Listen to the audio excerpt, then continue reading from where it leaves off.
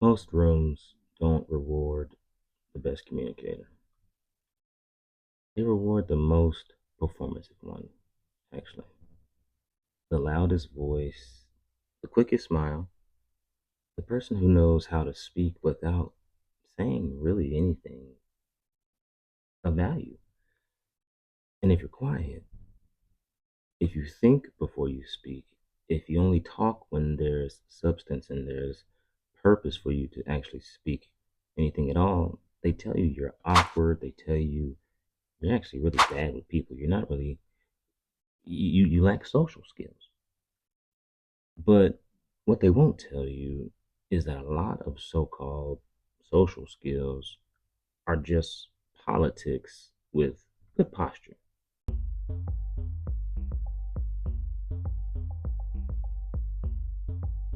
What's good? I'm Court, and this is Ghost Town Underground. This channel isn't about teaching people how to perform better in broken places and broken rooms. It's about understanding how power actually moves, who controls outcomes, and why some people are misread long before they're heard. And obviously, the other things that is the purpose of the channel, nerd stuff, all those things, nerd adjacent as well too. But tonight, today, we're talking about why social skills are actually overrated and why quiet power is usually invisible, but it's undeniable. Because the highest level of communication isn't actually what we vocalize, it's actually what we signal. At some point in time, social fluency stopped being a tool and started being treated like a virtue. If you don't network enough, flaw. If you don't sell yourself, flaw.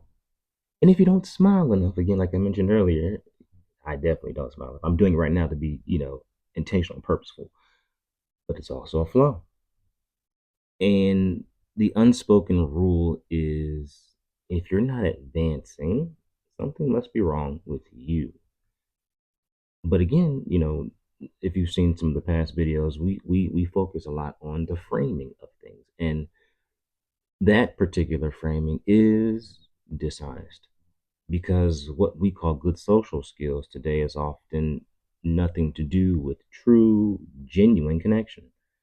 It's more so people simply kind of just comforting in the room that they're in and more so just conforming to the ebbs and flows of that space. So knowing when to laugh on cue because everybody else is laughing around you, knowing when to nod because somebody wants everybody to agree with them and you're going along with it, and knowing when to speak just enough to be noticed, but not enough to challenge the hierarchy within that space. And that's not communication. That actually is just maintaining status, maintaining again, you know, the social norm that's already been established that you maybe didn't actually agree to be a part of. And it creates a culture where substance is often seen as optional. Performance is mandatory still, and the quiet people or the more reserved people are immediately seen as suspect. So if you're rocking with me so far and you kind of feel like that might be you, go ahead and put a like on this video. And people love saying communication is key. Like communication starts and ends with actual words that we utter out of our mouths. But human beings don't really work that way. No, no. We evaluate each other almost instantly, often before the sentence even finishes. And psychologists call this phenomenon that we do thin slicing. And it's the ability to make rapid judgments based on brief observations of behavior. And in study after study, researchers found that people form impressions of confidence, competence, and trustworthiness from a matter of seconds of exposure. And, not long explanations or, consistent proof that is able to be sustained over a span of time. We actually just decide really quick what it is and go on about our way. And so, this is like, we check posture, we check facial tension, any pacing that a person might be doing, eye contact or lack thereof, and voice stability. And before you explain yourself, you've already been read, you've already been categorized, you've already been put into a box. Which brings us to the central claim of this episode: nonverbal communication is, in fact, the highest level of communication between humans.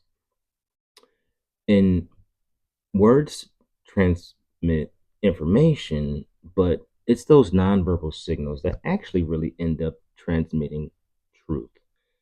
And that's kind of why, the phrase is, the truth will be revealed, not the truth will be told. Think about that for a second. And you've probably heard the phrase 93% of communication is nonverbal, and that number gets thrown around constantly, but is misunderstood.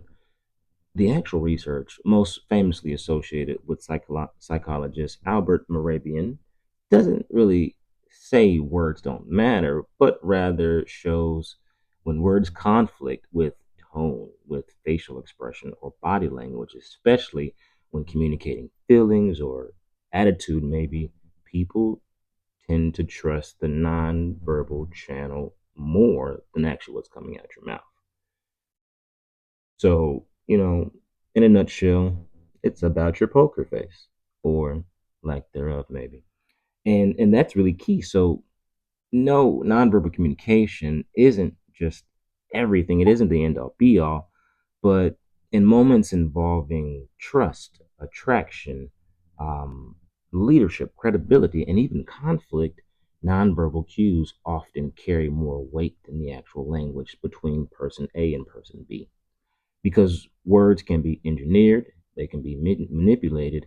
And then, if you're a person like me that is, speaking in the English language every day of your life, the same words have different definitions sometimes. So you have to even deal with that. And then also consider society and what we do to change words to, be hip and trendy and things of that nature. Like, bad means good now, but before bad meant bad.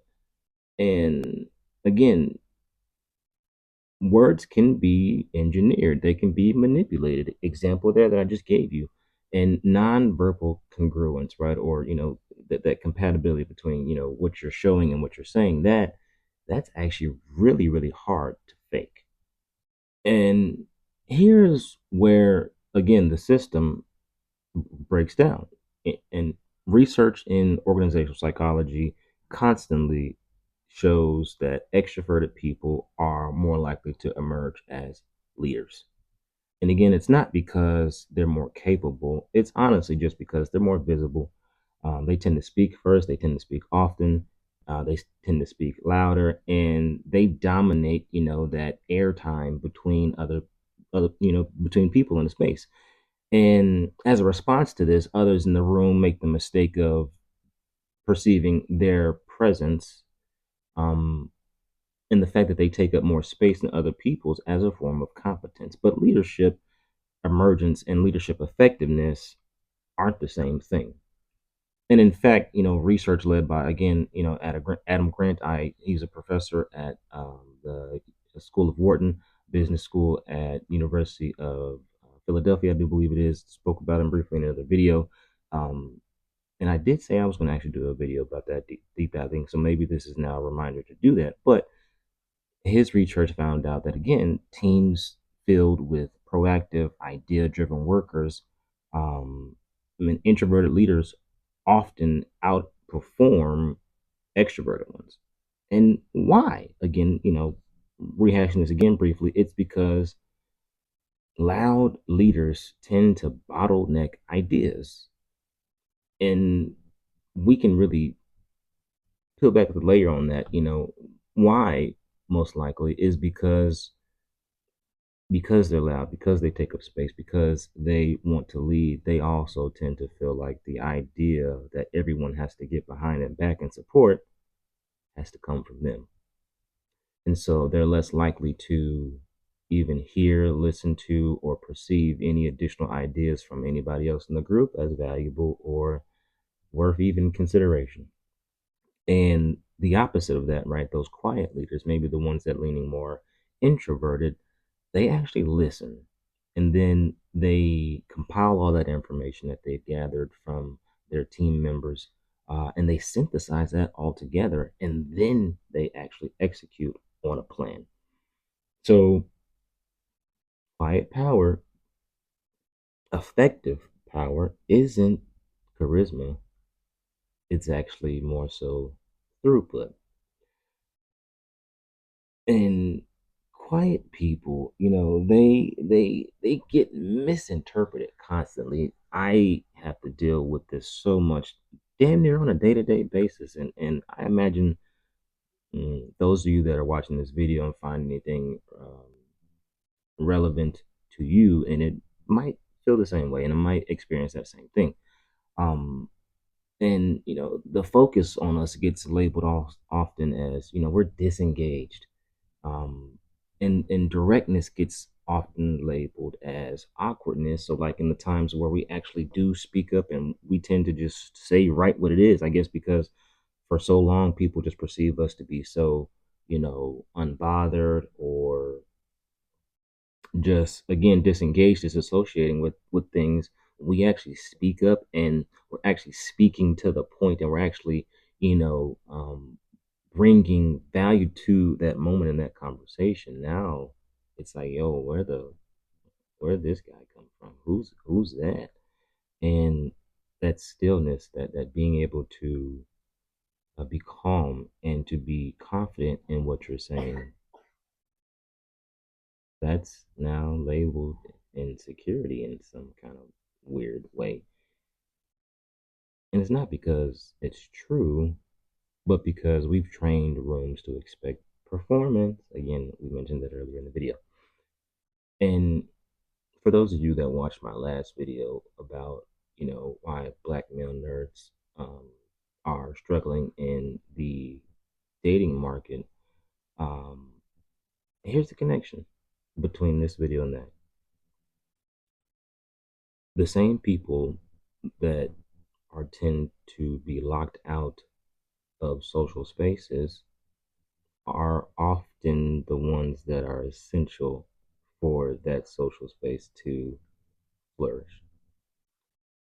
And they don't dominate conversations, they don't dominate people, they just still tend to dominate outcomes and results. And again, they step outside of the room and choose not to focus on trying to win that room or win that space. They're focused on actually winning and controlling the system that runs that room. Now, let's connect this discussion with applications in real life and think about where nonverbal communication actually decides things. In interviews, most hiring decisions are actually made before the final answers are finished. Um, and some people don't even really know that. Like, being somebody that has worked for amount of times and have gone through X amount of interviews, I can see that now. I didn't really see that when I was younger, but now I'm giving it to you. For anybody that's coming up in that age group that is looking to join the workforce, consider that. Where also it shows up is in the dating market again. People say, I like you, but their body is actually saying, I don't trust you. And step back and, this is for guys, for girls, applicable to anybody that is in the dating world or just in relationships. What is your body signaling to the person you're with or the person you aspire to be with? And does it match what's coming out your mouth? And I'm gonna leave that there. And then again, conflict resolution. Two people can say, I'm fine, right? So that's person A. And then person B says, I'm fine, but only one of them might actually be fine. Maybe both might not actually be fine. And we just can't really pick up, or we're overlooking the verbal cue, the tones, the expression. So other examples, poker, again, like I said, poker face, negotiations, leadership, and also parenting. Nonverbal cues tend to communicate emotional regulation, authority, empathy, and sometimes certainty. And researchers studying nonverbal responsiveness consistently find that perceived sincerity and trust are shaped more by congruence than wording. Again, making sure everything is compatible and aligns, right? So the verbal cues and the nonverbal cues, it's that connection and how well they actually complement each other is actually what people trust. So again, your voice, your face, the timing of things, like, and not just like maybe your cadence of speaking and delivery, but did you actually look and see if this was the right time for you to make that statement or have that conversation with your significant other? You know, and your posture in that, are you inviting with your posture, or are you kind of closed off and engaged when you approach the scenario?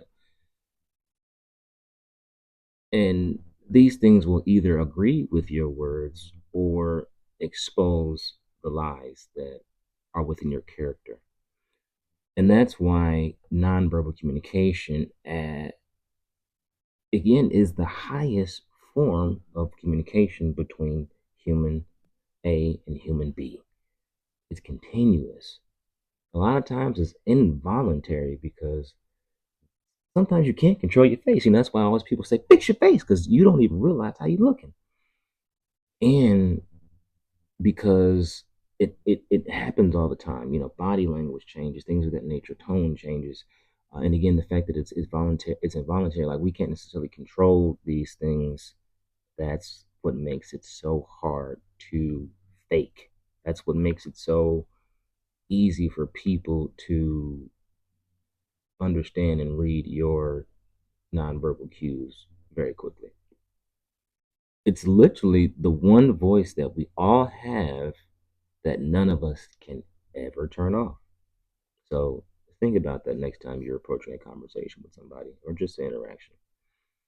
So now that we've had that kind of discussion and and framed up everything, what does quiet power actually look like? Simply, it's not hiding, it's not shrinking down, and it's not pretending to be loud. For those of you who think that's the solution, because being quiet scares you. Think about this: stillness over motion, right? Unnecessary movement reads as anxiety. So controlled stillness reads as authority. And I have a funny kind of um, maybe reference to that. If anybody's seen the Talladega Nights, the movie with Will, where Will Ferrell was playing Ricky Bobby, and after his very first race, where I don't think he won the race, but he did good, and the people were like, "Yo, like who's this guy?" And he was getting interviewed, and you know they were talking to him, and he was like, "I don't know what to do with my hands."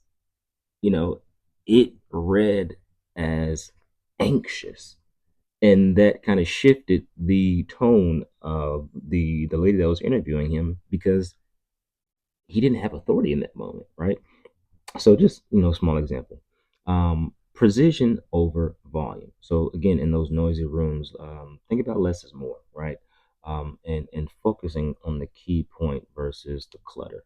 So again, in noisy rooms, accuracy really is how you dominate a space.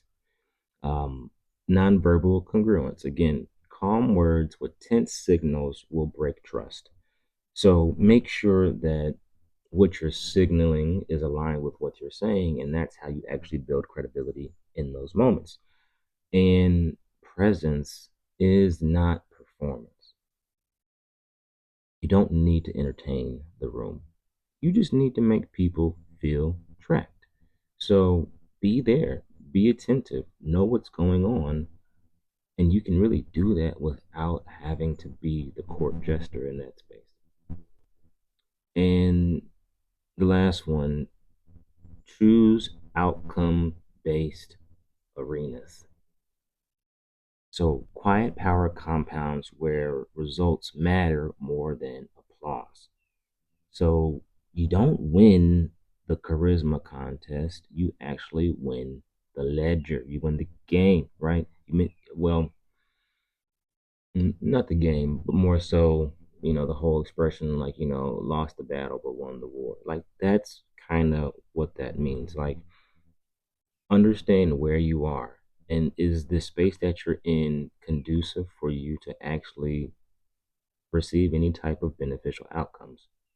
If yes, proceed. If no, probably vacate that space or just shut up while you're there. So here's the truth that they don't tell quiet people like you, quiet people like me. I had to figure this shit out the hard way. Social skills are useful, but they've been inflated into a false god, really. Quiet power doesn't audition, it doesn't perform, it doesn't explain itself repeatedly. It just signals consistency, presence, and results. Because the highest level of communication, again, is not language, it's alignment. And in a world full of noise, the person who doesn't need to talk much actually is the person that tends to control outcomes, right? And that's not awkward. That's pretty damn dangerous to be able to do that. So, if you got something from this video, leave a comment, leave a like, subscribe to the channel for more, and share this with somebody that you think might need to really understand their power and their gift. But until then, this is Court here, checking in from the underground. We'll be back on the next one. Until then, peace.